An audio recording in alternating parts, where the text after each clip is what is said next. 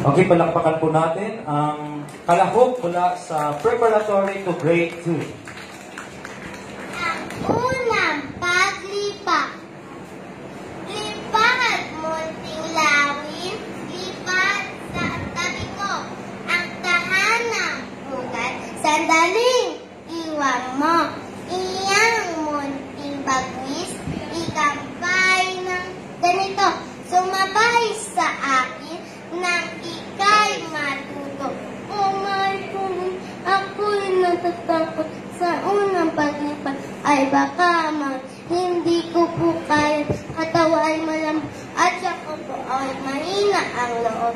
Sa unang paglipat, di gaya ng iba tulad ng maliit at mahinang maya. Tiyak na kaya mo pagkat malakas ka.